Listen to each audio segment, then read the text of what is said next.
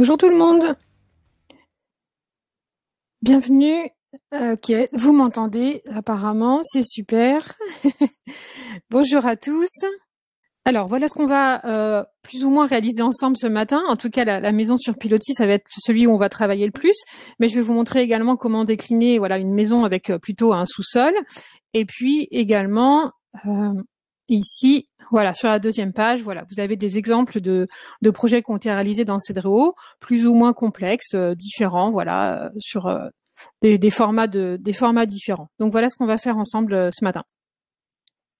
Je vais quitter ça parce que c'est bien joli, mais maintenant il faut le réaliser. Je vais partir. Donc j'ai 4 projets d'ouvert. Hein. Je vais vous montrer 4 projets différents. Justement, un qui est vide pour voilà partir de zéro, comment on démarre pour bien démarrer justement et ne rien oublier. Un autre projet où il y aura justement le projet sur pilotis, la maison sur pilotis, un avec sous-sol et un autre avec un vide sanitaire. D'accord, c'est vraiment l'objectif du jour, c'est de voilà de vous montrer comment gérer vos fondations aujourd'hui dans Cedreo. Donc, quand vous partez de zéro, je vais repasser en mode plein écran, ce sera plus confortable.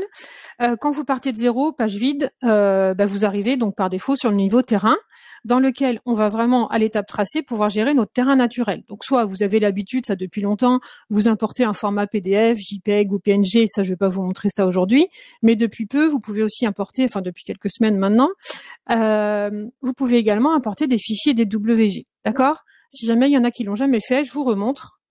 On clique là, on va chercher, moi j'ai un dossier formation, je prends un fichier DWG, essayez, si c'est vous qui les générez ou que vous les demandez à quelqu'un de vous le générer, essayez de demander de mettre que les choses qui sont indispensables. D'accord? On a vu des fichiers DWG avec 60 ou 80 layers.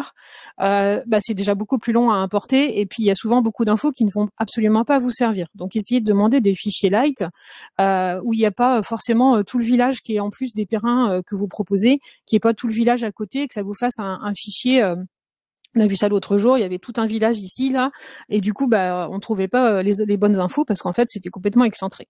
Donc, voilà. Quand j'ouvre un fichier DWG, j'ai plein d'infos, et justement, soit je choisis de tout importer ici, par défaut, tout est sélectionné, soit je choisis de tout décocher, et je vais pouvoir importer uniquement ce qui m'intéresse. Par exemple, en passant sur la petite ampoule, je dis OK, ça c'est mes cotes, j'en ai besoin.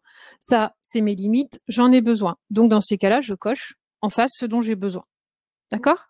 Je vais avoir besoin de l'orientation, c'est ma petite boussole, j'en aurai besoin pour gérer la rose des vents, et ainsi de suite. Je suis pas obligée de tout importer. Celui-là est pas trop compliqué, donc je peux quand même importer ce que je souhaite, mais surtout, enfin tout importer potentiellement, mais surtout ce qui est important, ça va être d'activer le magnétisme avec le petit bouton ici, sur les limites. En l'occurrence, celui-là il est facile, il a un nom qui est explicite.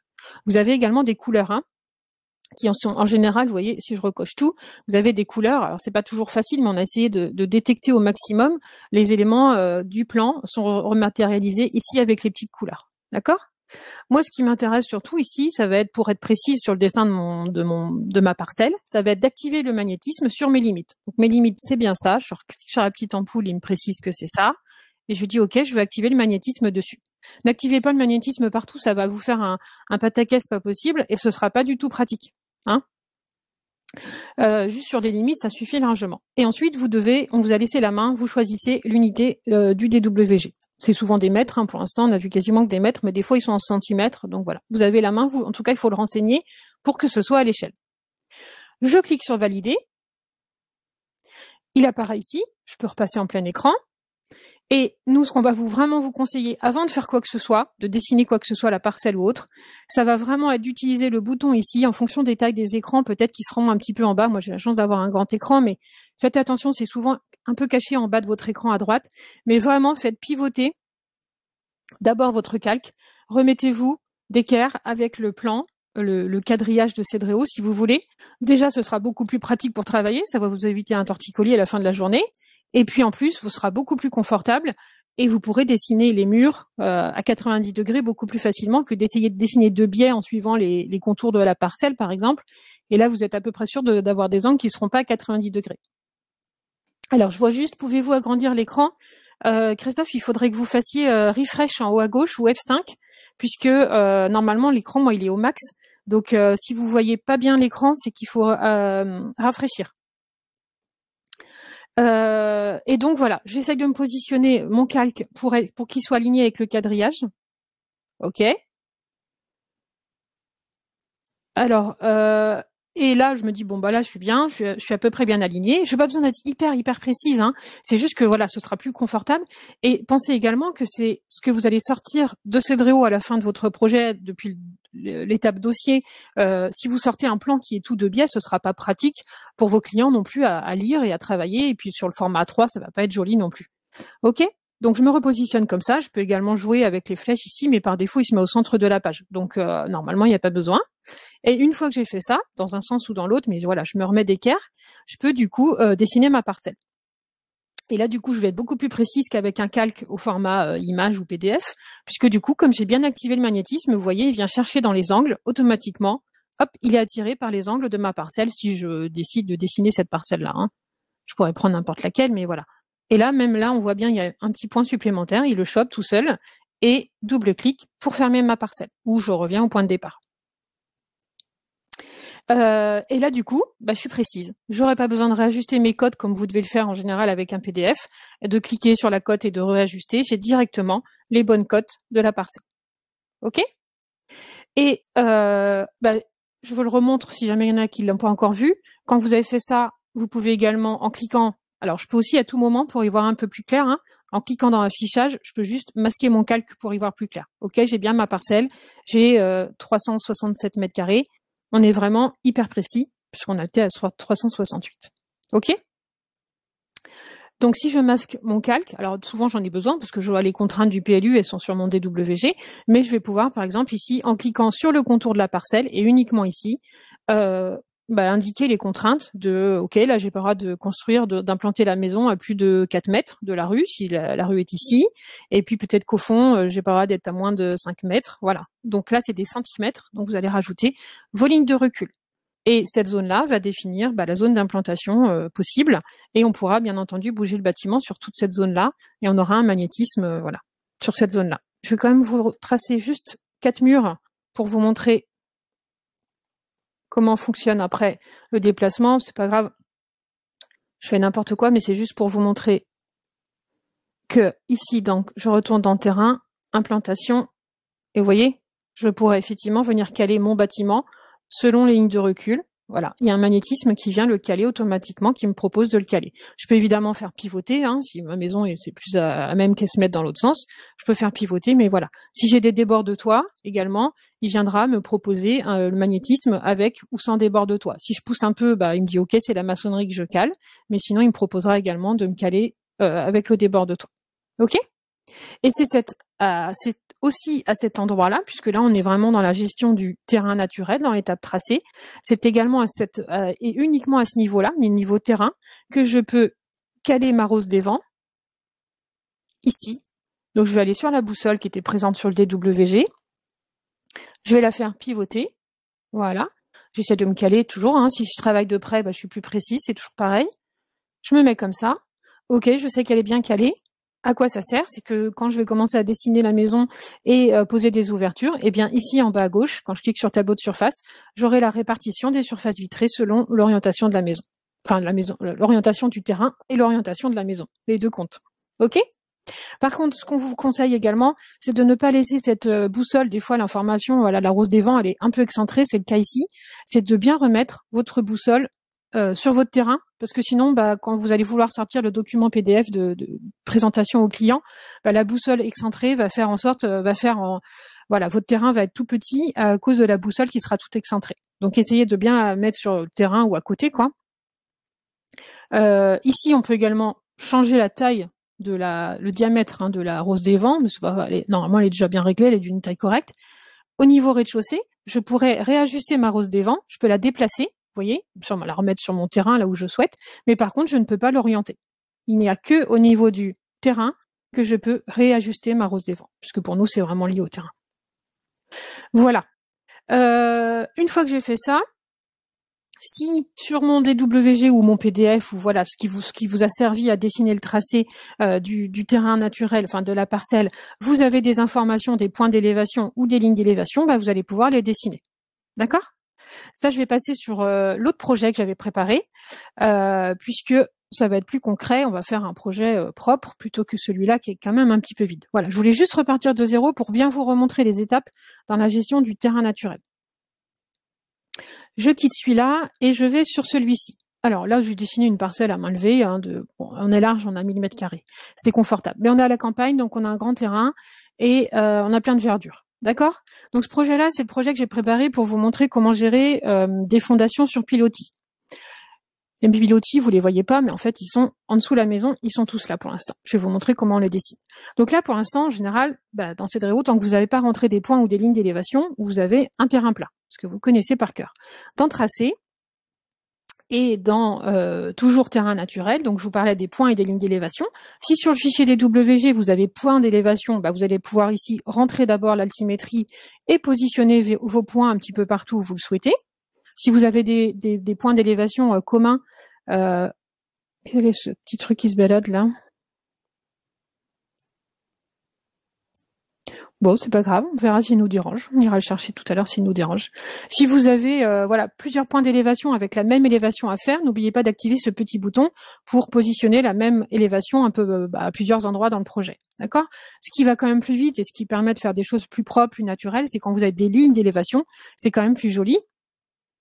Donc là, en l'occurrence, c'est ce que je vais faire sur ce projet-là. Je vais mettre, parce que des fois vous les avez, mais des fois vous les avez pas, et vous voulez quand même montrer au client ce que ça va donner avec son terrain en pente. Et même si vous les avez pas, mais que vous savez qu'il y a un dénivelé de, j'ai n'importe quoi, 3 mètres entre le haut du terrain et le bas du terrain, vous allez pouvoir le représenter. C'est pas un souci. Par exemple, déjà, il faut commencer par lui dire quel va être le point zéro, entre guillemets, du projet. Donc là, voilà, j'avais déjà une ligne d'élévation ici à 0. C'est ça, le petit 0 qui se balade. C'est ma ligne d'élévation qui est ici. D'accord? Je vais l'enlever, on va la redessiner. Voilà. Donc, il faut lui indiquer le point 0. Donc là, moi, je commence par le point 0, mais je pourrais commencer par le bas du terrain, hein, c'est pas un souci. OK. Et puis, là, je fais... Alors, n'hésitez pas à dépasser chez les voisins d'à côté, hein, d'accord? On est bien sur le dessin naturel, le terrain naturel. Donc, il vaut mieux dépasser pour que ce soit joli de chaque côté et que vous n'ayez pas juste la parcelle de vos clients qui soit réaliste. Il faut que ce soit réaliste quand même de chaque côté quand on va se projeter sur un visuel. Donc, je vais mettre une autre ligne d'élévation à 0. Par exemple par ici, et puis me dire ok ça va être mon autre point 0, voilà, ici au niveau de la porte d'entrée, entre guillemets, je suis à 0. Alors là je dessine droit parce que j'imagine le terrain, mais bien entendu, hein, sur les lignes d'élévation, vous pouvez faire des choses voilà, plus souples, plus adaptées. Les terrains sont pas toujours linéaires, hein, malheureusement. Donc voilà, n'hésitez pas à dessiner comme ça et à réajuster s'il faut avec les petites billes, je peux réajuster comme je veux. Si j'ai oublié un point important, ici, tiens, j'avais un petit décroché, je peux toujours ajouter un point supplémentaire sur ma ligne d'élévation et réajuster mon terrain. D'accord? Et si on s'est trompé, qu'on a dessiné une ligne d'élévation à 0, mais qu'on la voulait à, je sais pas, j'ai n'importe quoi, moins 2,50 m, c'est pas un problème. On peut toujours, à droite dans les options, changer moins 2,5. OK. Et là, on voit mon terrain. Vous voyez, typiquement, là, comme j'ai mis la ligne qui est en bas du terrain, hop, j'ai déjà, ça y est, mon terrain naturel qui est quasiment fait. OK? Si j'ai des niveaux intermédiaires, moi, je vais me remettre une petite ligne, voilà, c'est le bas du terrain, on est à moins 2,50, je vais faire quelque chose de droit, entre guillemets. C'est quand même un peu plus facile à aménager. Si j'ai des lignes intermédiaires, des niveaux intermédiaires, je vais pouvoir, voilà, toujours pareil, je vais me mettre à peut-être moins... N'oubliez pas de rentrer, hein, avant de dessiner la ligne ici, et puis je vais me mettre par ici. Ça suffira, je pense, pour lui faire quelque chose de naturel, voilà, avec une pente. Alors, les pentes sont pas toujours régulières et linéaires, hein, mais voilà, là, je me retrouve donc avec une pente. OK, là, je suis côté rue, je suis au point le plus haut, et puis j'ai quelque chose, vous voyez, donc mes pilotis que j'ai déjà dessinés ressortent du coup du terrain. OK? Des lignes, des points, vous en mettez autant que vous souhaitez, bien entendu. Celui-là, il est encore à peu près facile. Des fois, c'est plus complexe que ça, donc il faut être précis et mettre souvent, du coup, des points d'élévation bien précis. OK. Une fois que j'ai fait ça, l'étape la plus importante, entre guillemets, techniquement parlant, ça va être ici, dans Implantation. Je clique sur mon bâtiment. Il faut que vous sachiez, et c'est pas toujours évident de le savoir, mais il faut que vous sachiez à quelle hauteur, par rapport au sol fini, vous allez positionner la maison. Donc là, vous voyez, elle ressort bien. Devant, elle ressort. Si je lui dis, OK, tu te remets au sol, vous voyez, elle se réenfonce. Parce que souvent, c'est ce qui va se passer. Si jamais vous avez dessiné le bâtiment avant, c'est ce qui va se passer. Donc, vous devez savoir. Donc, soit vous y allez un peu avec parcimonie parce que vous savez que devant... Alors, moi, j'utilise la 3D en haut à droite. Hein, hop, en plein écran, c'est encore mieux. Mais si votre bureau d'études vous a dit, ok, tu dois mettre la maison à telle hauteur, vous le faites. Si vous n'avez pas encore ces infos-là, mais que vous voulez commencer à aider les clients à se projeter, vous voyez ici, voilà, là je ressors un petit peu trop, et là je suis sur mon point 0, voilà, ça va être nickel. Ici on est au point le plus haut, on est entre guillemets, on accède directement. Ok ? Vous pouvez ici, en cochant cette petite case hauteur, sol fini, terrain, avoir, voilà, là, dans chaque angle du bâtiment, de la maison, vous allez savoir à combien vous êtes par rapport au sol fini. Le sol fini de la maison par rapport au terrain. D'accord ? Il faut l'activer, hein, c'est pas automatique, vous l'activez et vous avez l'information. Donc là, ça vous permet d'être vraiment précis. Et évidemment, sur ce projet-là, vous l'avez deviné depuis longtemps, j'ai évidemment créé si j'avais dessiné mon tracé du rez-de-chaussée, évidemment, sur ce terrain-là, j'ai créé un niveau sous-sol, d'accord ? Mais quand le logiciel m'a proposé de dupliquer les murs, je lui ai dit non, je ne souhaite pas dupliquer les murs, puisque sur ce projet-là, j'ai mis des poteaux un petit peu partout qui sont mes pilotis. Ok ? Ça, je pense que vous l'avez déjà tous testé. Hein. Dans le sous-menu mur, vous avez poteaux. Moi, ce que je vous conseille, c'est d'abord, je sais pas, par exemple, là, sur ce projet, j'ai mis des poteaux de 30 pour les pilotis. Vous savez mieux que moi combien ça fait, un poteau de pilotis. J'en positionne un. Pareil, j'utilise la 3D en haut à droite pour m'aider, pour gagner du temps. Je l'ai mis 30 par 30. Ce que je vous conseille, vous allez d'abord dans revêtement, vous allez chercher, par exemple, le matériau que vous souhaitez appliquer. Bon, là, moi, j'ai mis du béton, mais il pourrait être en crépi, en bois, en tout ce que vous voulez. Hein. Vous allez chercher le matériau, béton, hop, je l'applique.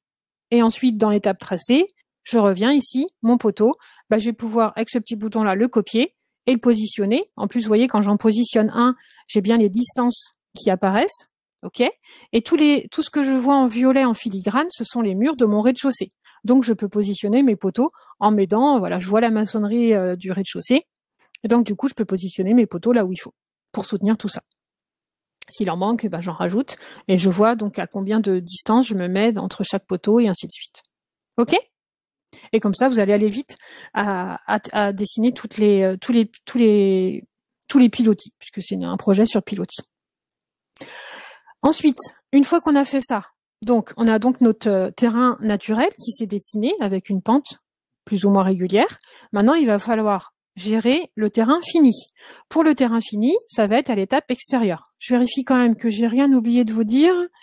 Non, je pense qu'on a... Alors oui, ici vous auriez, évidemment, moi je l'ai renommé par défaut, quand vous ajoutez un niveau, donc niveau et ajouter un sous-sol, le niveau ici s'appelle sous-sol. Mais rien ne vous empêche ici à droite de renommer terrain, pilotis, vide sanitaire, tout ce que vous voulez. Hein. Ok ? Parce que si vous créez avec un vide sanitaire, le client il va avoir un projet qui s'appelle avec un niveau sous-sol, il va pas comprendre ce que c'est. N'hésitez pas à renommer ici le sous-sol en VS. Ok ? Et donc, à l'extérieur, je vais pouvoir venir gérer tout le terrain fini, donc tous les extérieurs. Je vais repasser sur le niveau terrain parce que c'est à ce niveau-là que ça se met. Et puis, donc, je vais vous présenter tous les outils qui vous permettent de gérer le terrain fini. Ce que vous allez utiliser le plus souvent, ça va être les régions. C'est hyper facile, ça se dessine comme à peu près tout dans Cedreo, ça se dessine comme les toitures. Voilà, on travaille dans le sens des aiguilles d'une montre et on est sûr d'arriver à ce que l'on veut. Je vais partir, par exemple, d'ici, n'importe, toujours pareil. Je vais faire une petite région ici qui va jusqu'à mon entrée. Si on imagine que l'entrée est ici, vous avez un magnétisme, vous voyez, pareil, qui m'aide à dessiner droit, à me caler contre... Travailler de près, toujours. Il faut épouser les murs sans... voilà. Si vous travaillez d'un peu loin et que vous vous mettez comme ça, là, vous aurez un petit défaut. Vous allez avoir de la pelouse qui va passer ici. Vous voyez, typiquement, là, c'est pas propre, c'est pas joli ce que j'ai fait. C'est pas grave, je rattrape la petite bille et je viens me recaler. Donc, toujours travailler de près.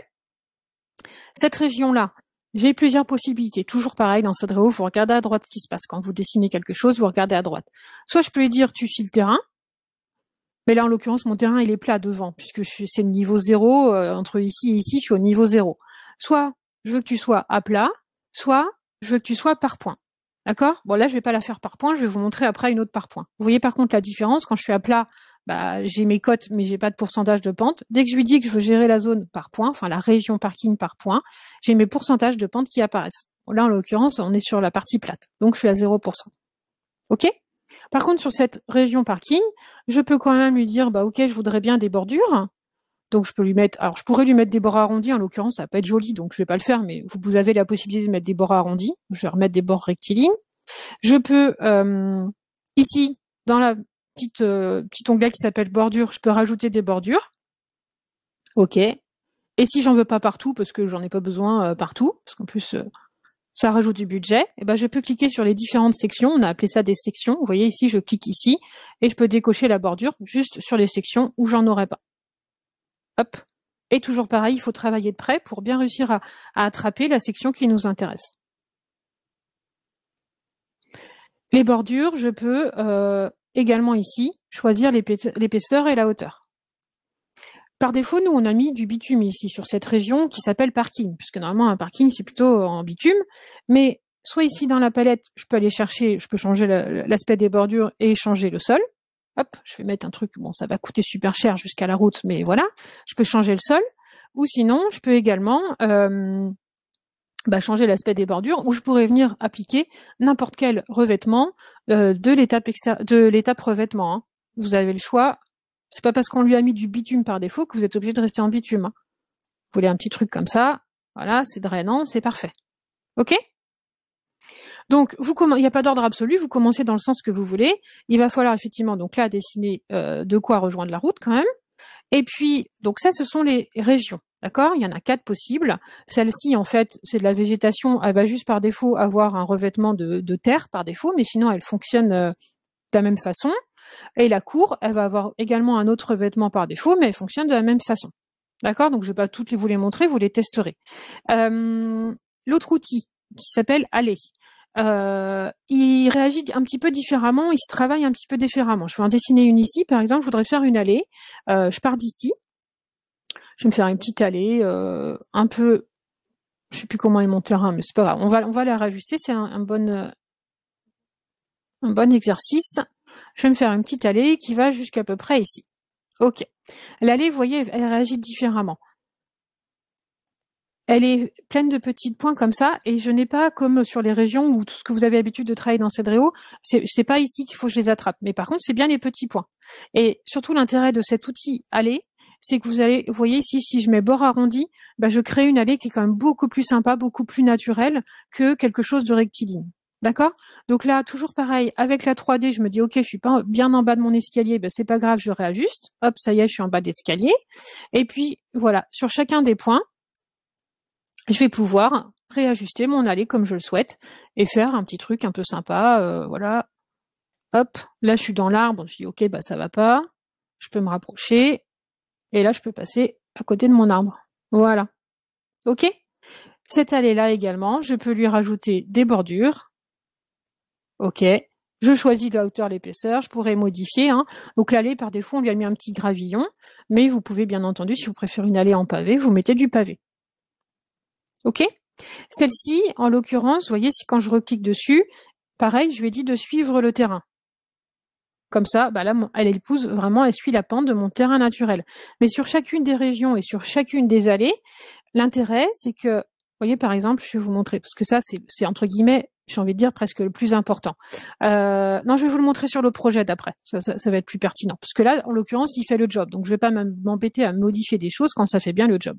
Si je veux réajuster, parce que là, c'est pas propre, ça me fait pas un truc joli, je clique sur la petite bille de mon allée et avec les flèches du clavier de mon ordinateur. D'accord? Parce que des fois, avec la souris, le magnétisme nous embête un petit peu, nous fait faire des trucs qu'on veut pas, il nous emmène quelque part où on veut pas. Donc, avec les flèches du clavier, en cliquant sur chacune des petites billes, je peux réajuster de manière très précise. J'avais dessiné, bien entendu, une terrasse pour toute la partie extérieure de ce projet-là, forcément. J'ai dessiné une belle terrasse et puis j'ai positionné des garde-corps et un escalier ici. D'accord? Et il me resterait éventuellement, j'avais prévu un petit espace ici pour le jacuzzi. Donc toujours dans l'étape extérieure, je pourrais en bas du terrain dessiner une terrasse ici, où je peux dessiner une région cour sur laquelle je pourrais appliquer n'importe quel matériau également. Ok, je vais vous montrer également la petite subtilité des terrasses. Voilà, ici je fais une cour comme ça. Ok. Je peux lui appliquer voilà, un petit aspect bois, quelque chose d'un peu plus chaleureux que ce pavé. Et là, typiquement, moi, je veux que ce soit plat quand même. Je pose un jacuzzi et un transat, j'aimerais bien que ce soit plat. Donc, vous voyez ici, du coup, je me retrouve avec un un petit dénivelé, là, enfin une grosse marche qui est pas très jolie, hein, qui est pas du tout agréable dans la vraie vie. Donc, qu'est-ce que je peux utiliser comme outil? Je vais pouvoir utiliser le talutage ici pour gérer. Alors, le talutage se met de façon automatique. Ok, là, il me dit est-ce que tu en veux sur tous les bords de la région? Bah, je lui dis non, je vais lui dire non parce que j'en veux pas ici chez les voisins, mais j'en veux ici, par exemple. Et vous voyez, le talutage donc va se positionner de manière automatique dans un premier temps. Et après, vous avez la main, plus vous allez étirer, entre guillemets, les petites billes du talus, et plus vous allez faire une pente douce pour sortir de cet espace jacuzzi et remonter sur le terrain. OK? Je sais pas si vous voyez bien la différence, mais j'ai vraiment là créé une petite pente naturelle. Alors du coup, ça va plus, hein, mais il faudrait que je décale. Voilà, que je décale un petit peu. Mais voilà, là j'ai créé, grâce à l'outil talutage, une petite pente naturelle pour rejoindre le terrain et sortir de cet espace-là. J'ai quand même oublié de vous montrer un truc super important, mais je pense que ça, vous l'avez déjà utilisé depuis longtemps, c'est que on vous le dit, on vous le redit dans Cedreo, pour faire des jolis visuels, il faut rajouter les limites de propriété, il faut faut fermer le terrain. D'accord? Donc toujours dans l'étape extérieure, ça marche super bien, ça va vite. Je peux, sur une partie, utiliser une haie, ça va me permettre de fermer mon terrain, mettre les gens bien chez eux hyper rapidement. OK? Par défaut, la haie fait 50 d'épaisseur et 150, vous avez la main dessus. Si la haie elle est plus haute que ça, bah, je peux changer sa hauteur, ils seront encore plus renfermés chez eux. Je peux également, hein, vous n'êtes pas obligé de garder la végétation par défaut, vous pouvez changer et mettre quelque chose de plus coloré, de plus, voilà, différentes possibilités.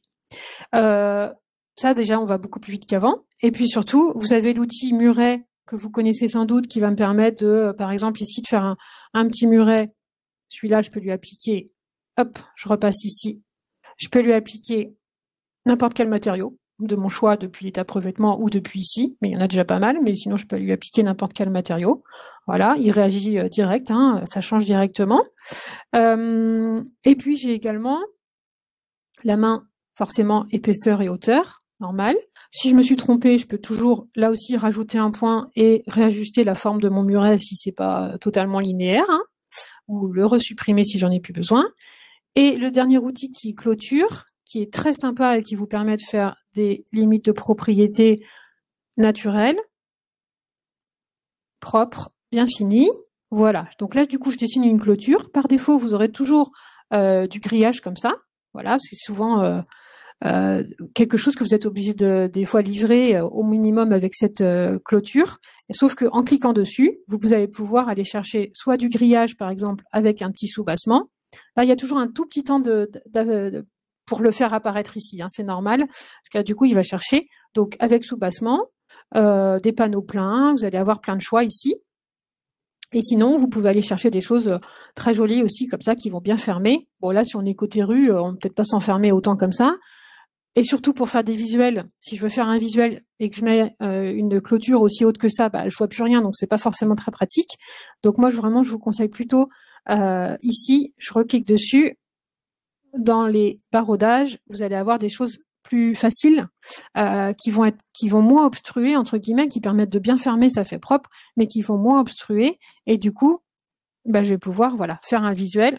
Les clients, ils voient que c'est fermé, mais je vois quand même la façade. OK? Les derniers petits détails, si on se projette sur un beau visuel sur ce projet-là, ça va être de dessiner toujours pareil la route. Alors là, je ne sais pas où passe la route sur ce projet-là, mais pour la route, vous avez plusieurs possibilités, hein. Soit vous prenez région parking et vous dessinez la route, soit vous prenez une allée voiture, et puis on peut imaginer que la route, elle passe là, voilà, elle passe au bout. Alors là, vous voyez, c'est le principe de l'outil allée, hein. Je dessine comme ça, d'accord? Je ne fais pas comme d'habitude, mais c'est pas grave, je peux réajuster. Ou je peux dire, d'ailleurs, je ne vous ai pas montré tout à l'heure, la petite allée que j'ai dessinée, par défaut, on lui a mis une largeur de 100.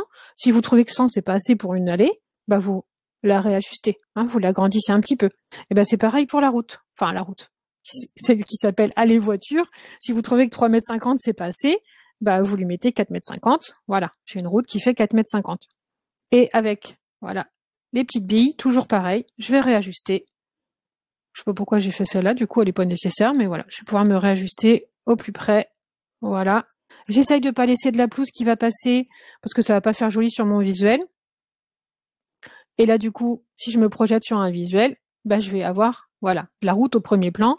Ce sera quand même plus représentatif que d'avoir de la pelouse au premier plan. Ok? Donc ça, c'est pour notre projet de pilotis. Je suis désolée, je regarde pas les questions parce que sinon je vais m'embrouiller dans tout ce que j'ai à vous dire et je vais oublier des choses. Donc, je regarderai vos questions après.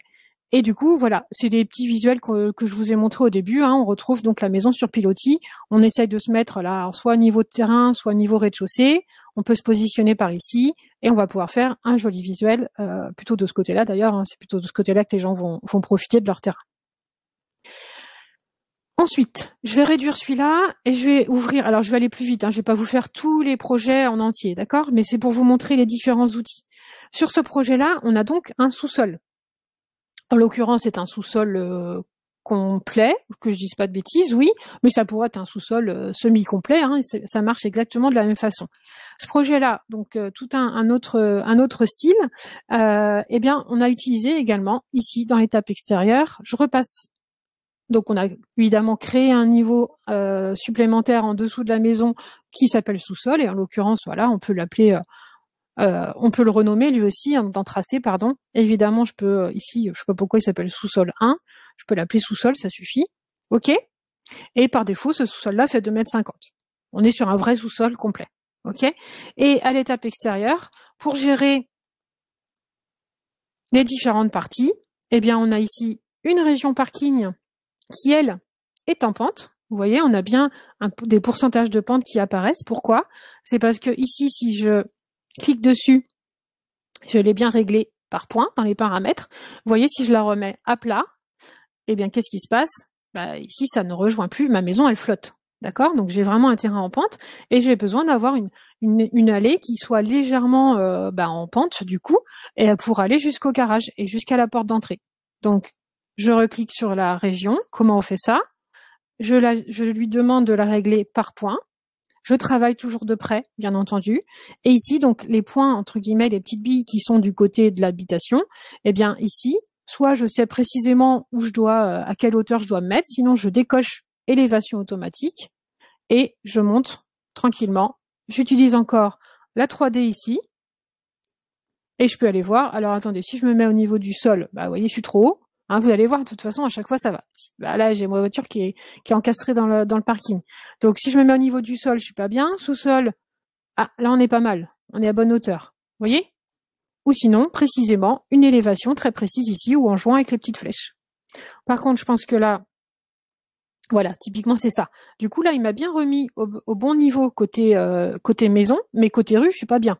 Donc, c'est vraiment ça. Il faut gérer, du coup, pas forcément pour chacune des billes parce qu'il va comprendre le truc, mais pour, en tout cas, gérer une pente. Ici, je vais dire, OK, je décoche l'élévation automatique et je dis, toi, tu te mets au niveau du sol.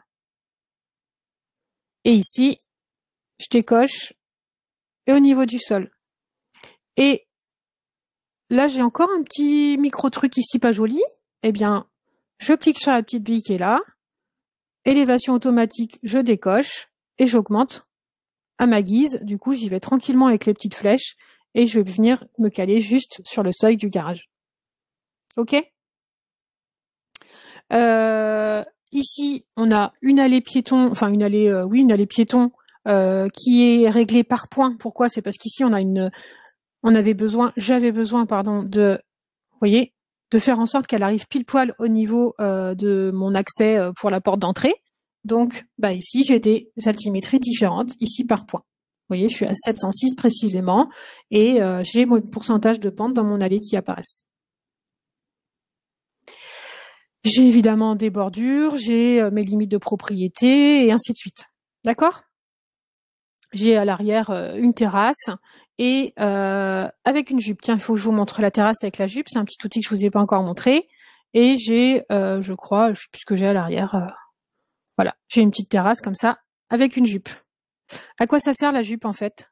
C'est que sinon ma terrasse ici, elle flotterait. Alors, soit je la mets sur pilotis, elle aussi, mais sinon, dans l'extérieur, vous voyez, si je clique sur ma zone terrasse et que je lui décoche la jupe, bah vous voyez, là il me met de la terre en l'occurrence, donc c'est pas joli. Enfin de la pelouse, d'accord? Donc l'outil jupe de la terrasse, attention, l'outil jupe de la terrasse ne fonctionne que si vous dessinez votre terrasse au niveau du terrain. Si je dessine ma terrasse au niveau du rez-de-chaussée, ce que vous faites de temps en temps, eh bien, vous ne pourrez pas lui activer la jupe. Ça ne fonctionne que si vous la mettez au niveau du terrain, parce que le but de la jupe, c'est de faire en sorte de fermer jusqu'au sol. D'accord? Et sur cette jupe, vous pouvez appliquer n'importe quel matériau. Ah oui, c'est bien ce qui me semblait, j'avais une petite piscine encastrée là, normalement. Ok, je crois que pour ce projet-là, on est bon. Je quitte celui-ci et je vais sur le dernier. On est sur un projet, somme toute, assez classique, mais avec un terrain légèrement en pente également, enfin légèrement en pente, pas mal en pente quand même, hein, mine de rien, parce qu'il y a des outils que je vous ai pas encore montrés, ce sont les murs ici, là, qui permettent de retenir les terres. Donc comment j'ai fait en fait sur ce projet-là? Bon, je vous réexplique pas la pente et tout ça, c'est toujours le même principe, hein. J'ai des lignes d'élévation ou des points d'élévation, et j'ai ici, à l'étape extérieure, dessiner une région cour, mais ça aurait pu être une terrasse, hein, ça fait exactement le même résultat, puisque la cour ou la terrasse, je peux lui appliquer n'importe quel matériau de mon choix. Et ici, j'ai de chaque côté, vous voyez, pour retenir les terres, puisque le terrain est quand même bien en pente, j'ai fermé la terrasse, entre guillemets, avec des murs de soubassement. Je vais l'enlever. Ok, je vais me rapprocher, murs de soubassement. Je le mets à la corbeille pour vous montrer comment ça se passe, les murs de soubassement. Faites attention, des fois, hein, travaillez toujours de près, je réinsiste, c'est super important. Là, c'est vite fait de cliquer là et de supprimer, et en fait, je supprime ma cour, d'accord? C'est pas ça que je voulais faire. Je veux bien cliquer sur mon mur de soubassement, et là, vous voyez, je l'ai pas attrapé. Dans ces cas-là, cliquez à côté et recliquez sur le mur de soubassement. Pourquoi il veut pas que je l'enlève, lui? Mur de soubassement. Corbeille. Ok, les murs de soubassement, comment ça fonctionne? Vous dessinez une zone, quelle qu'elle soit, région, ça marche très bien, ou terrasse.